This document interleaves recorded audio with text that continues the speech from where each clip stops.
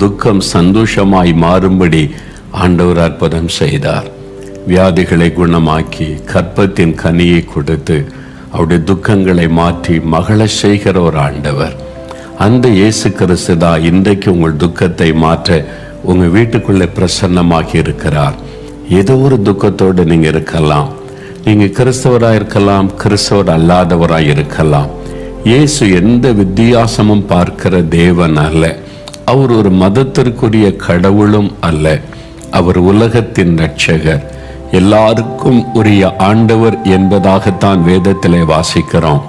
நான் ஒரு காலத்தில் இயேசுவை கேவலமாய் பேசி அவரை பரிகாசம் பண்ணினவன். என்ன கூட எங்கள் வீட்டுக்கு தேடி வந்து எனக்கு அற்புத சுகம் கொடுத்து எனக்கு புதுவாழ்வு கொடுத்த இயேசு இன்றைக்கு உங்களை சந்திக்க வந்திருக்கிறார்.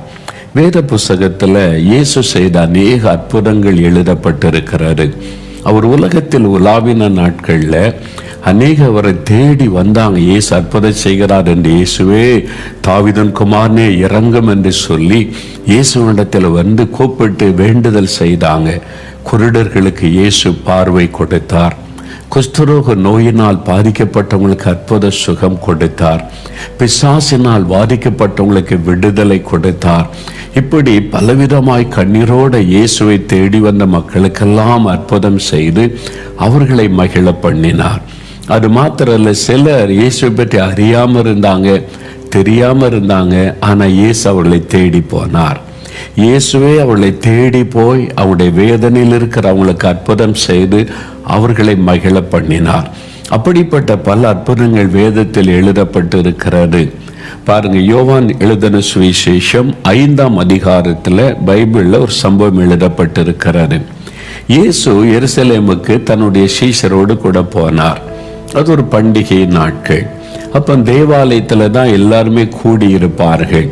ஆனால் இயேசு தன் சீஷர்களை அழைத்து கொண்டு பெதஸ்தா என்கிற ஒரு குளம் அங்கே எருசலேமில் இருக்கிறது. அங்கே மண்டபங்கள் உண்டு. அங்கே நிறைய வியாதியஸ்தர்கள் படுத்திருப்பாங்க.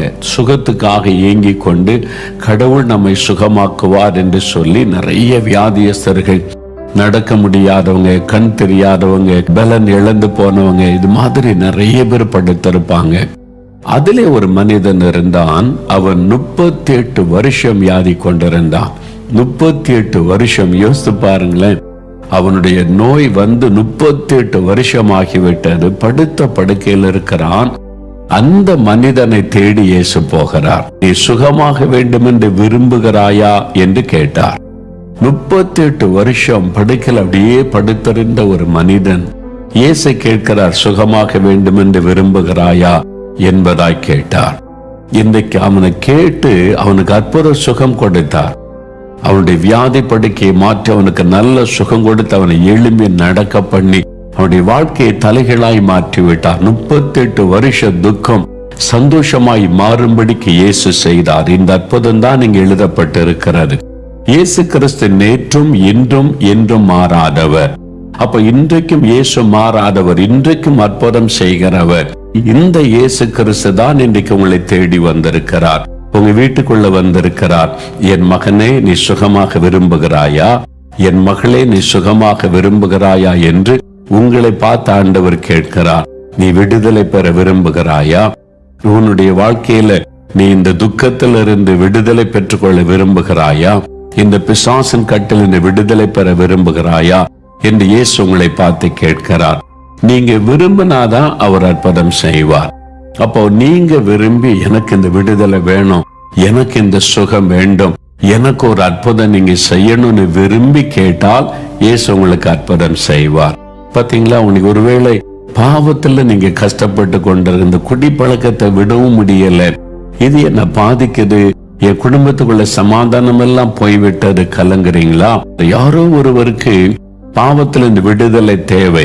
இயேசு உங்களோட பேசுகிறார். என் மகனே, நான் உனக்கு விடுதலை தருவேன். யாரோ ஒருவர் நோயினால கஷ்டப்பட்ட பல வருஷம், 10 வருஷம், 15 வருஷம் இந்த நோய் இனிமே தீருமா என்று கலங்குறீங்க. இயேசு சொல்லுகிறார், நீ சுகமாக வேண்டும் என்று நீ விரும்புகிறாயா? நீ விரும்பினா நான் உனக்கு அற்புதம் செய்வேன் என்று ஆண்டவர் சொல்லுகிறார். நீங்க விரும்ப வேண்டும், முதல்ல வாஞ்சிக்கணும். எனக்கு இந்த பாவத்திலிருந்து விடுதலை வேணும், ஒரு பரிசுத்த வாழ்க்கை வேண்டும், இந்த நோயிலிருந்து எனக்கு சுகம் வேண்டும், ஒரு ஆரோக்கியமான வாழ்க்கை வேணும், இந்த கடன் பிரச்சனை விடுதலை வேண்டும், இந்த பயத்திலிருந்து விடுதலை வேண்டும். நீங்க முதலாவது விடுதலை சுகத்தை விரும்ப வேண்டும். நீங்க விரும்பினா ஆண்டவர் உங்களுக்கு அற்புதம் செய்வார். இலங்கை கிளிநொச்சியில ஒரு ஈஸ்டர் பண்டிகை அன்று இயேசு மரித்து உயிர்த்தெழுந்த நாள். அதுல 3 நாள் கூட்டம் வச்சிருந்தாங்க. அதுல கடைசி நாள் தான் என்னால போக முடிந்தது. ஈஸ்டர் பண்டிகை அன்று ஞாயிற்றுக்கிழமை மைதானத்திலே கூட்டம் நடைபெற்று கொண்டிருந்தது. கடைசி நாள் கூட்டத்துக்கு நான் போயிருந்தேன். மைதானத்தில் ஆயிரக்கணக்கான மக்கள் கூடி வந்திருந்தார்கள். அதுல இயேசு கிறிஸ்து உயிர்த்தெழுந்த இயேசுவை பற்றி பிரசங்கம் பண்ணி ஜனங்களுக்காக ஜெபித்தேன். அவருடைய சுகம் விடுதலை காரியமா யார் மேல நான் கை வைக்கல, மேடையிலிருந்து பிரார்த்தனை பண்ணினேன். ஆண்டவரே இந்த மக்கள் ஆசீர்வதிங்க, விடுதலை கொடுங்கன்னு சொல்லி. உடனே சுகம் பெற்ற நிறைய பேர் மேடையில வந்து அப்பவே சாட்சி சொன்னாங்க, உடனே விடுதலை பெற்றவங்க. அதுல ஒரு வாலிப தம்பி வந்தான். இந்த சாட்சி முழு கூடி வந்த அத்தனை பேரையும் அசைத்து விட்டாரு. கிளிநொச்சியில நடந்தது. அந்த தம்பி வந்து சொன்னான், நான் கிறிஸ்தவன் கிடையாது, கிறிஸ்தவன் கிடையாது, அது மாத்திரல்ல கிறிஸ்தவர்களை வெறுக்கிறவன். இந்த கூட்டத்துக்கு விரோதமான ரொம்ப கோபம் கொண்டிருந்தேன். இந்த கூட்டத்தை பற்றி விளம்பரம் எல்லாம் பார்த்த போது இந்த கிறிஸ்தவங்க மதம் மாத்துறாங்க, இவங்களை விடக்கூடாதுன்னு சொல்லி நான் இதுக்கு விரோதமான பல காரியத்தை செய்தேன். ஆனா இவங்க எல்லாம் முறையா பெர்மிஷன் வாங்கி கூட்டெல்லாம் நடந்த உடனே சரி என்னதான் இவங்க பேசுறாங்க, எல்லாரையும் மதம் மாத்துறாங்க, ஏன் மாத்துறாங்கன்னு சொல்லி அதுக்காகவே நான் வந்தேன். என்ன பேசுறாங்க பார்க்கலாம் அப்படின்னு சொல்லி. அதுக்கு முன்னால வரைக்கும் இவங்க என்ன பேசுவாங்க என்ன செய்வாங்கன்னு தெரியாது. கிறிஸ்தவங்க மதம் மாத்துறாங்க இப்படிதான் கேள்விப்பட்டு எனக்கு அந்த வெறுப்பு இருந்தது. என்ன பேசுறாங்க பார்க்கலான்னு கூட்டத்தின் பின்னால நின்று கொண்டிருந்தேன் அப்படின்னு சொன்னான். அந்த தம்பி நின்று கொண்டிருந்தான், பேசுறதெல்லாம் கவனித்தான். இயேசுடைய பேரை சொன்ன பிசாசு ஓடுது, அலறுது, ஜனங்க விடுதலை பெறாங்க. எல்லாம் பார்த்தோன்னே இவனுக்கு ஆச்சரியம், இயேசு பேரை சொன்ன அப்படிலாம் நடக்குது, அப்ப எல்லாருக்கும் இப்படி நடக்குது, அப்ப நமக்கு நடக்குமா அப்படின்னு சொல்லி அவனுக்கு ஒரு பிரச்சனை. என்ன பிரச்சனைனா, பிறந்ததிலிருந்து ஒரு கண்ணுல பார்வை கிடையாது, born blind, பிறக்கும் போதே ஒரு கண்ணுல தான் பார்வை, ஒரு கண்ணுல பார்வையே கிடையாது. அதனால பிறக்கும் போதே ஒரு கண் பார்வை இல்லாதனால டாக்டர் சொல்லிட்டாங்க, இது born blind, பிறக்கும் போதே கண்ணு தெரியாது, சுகமாக்க முடியாது. ஏசு அற்புதம் செய்யறாருன்றாங்க, குருடருக்கு பார்வை கொடுப்பார், சுகம் கொடுப்பாருன்னு சொல்றாங்க. உண்மையா? அப்ப எனக்குன்னா ஒரு கண்ணு பிறவிலே தெரியாது, ஏசு எனக்கு சுகம் கொடுத்துருவாரா அப்படின்னா நீங்க கூப்பிட்டா உங்களுக்கு அற்புதம் செய்வார். சரி நம்மளும் கூப்பிட்டு பார்க்கலாமேன்னு இந்த கண்ணுல கை வைத்து, இயேசுவே எனக்கு சுகம் தாரும், நீங்க பிறவி குருடர்களுக்கெல்லாம் கண்ணு கொடுத்தீங்களாமே, அப்ப எனக்கு சுகம் கொடுங்க அப்படின்னு சொல்லி இயேசுவின் பெயரை சொல்லி கூப்பிட்டான் பாருங்க. அவன் ஜெபம் பண்ணி கையை எடுத்த உடனே கண்ணுல பார்வை விட்டது. மேடையில சொன்ன எல்லாருக்கும் மத்தியில் இது அவனே சொன்னாரு, இது வீடியோல ரெக்கார்ட் பண்ணப்பட்டு இருக்கிறாரு. கிளிநொச்சியில நடந்த ஒரு சம்பவம். அவன் இயேசுக்கு அவனுக்கு சம்பந்தமே இல்லை, இயேசுவை விரோதித்தவன். ஆனாலும் அவன் இயேசுவேன்னு கூப்பிட்ட போது ஆண்டவர் அவனுக்கு அன்பு காட்டினார். விடுதலை வேண்டும்ன்றவங்க முழங்கால் படியிடுங்க, அல்லது உங்களுடைய இருதயத்துல கை வச்சு, இயேசுவே இந்த பாவம், பாவ பழக்கம், பாவ சுபாவம், பாவ குணம், அதுல இருந்து எனக்கு விடுதலை தாங்கன்னு கேளுங்க. தகப்பனே, இந்த சகோதரனை பாரும், இந்த சகோதரியை பாரும், எனக்கு இந்த பாவத்துல இருந்து விடுதலை வேணும். இந்த பாவை என்னை அடிமையாக்கி வச்சிருக்கிறது, இந்த பாவ பழக்கம், பாவ சுபாவம், பாவ குணம், ஐயோ என்னை அடிமையாக்கி வேதனைப்படுத்துகிறது.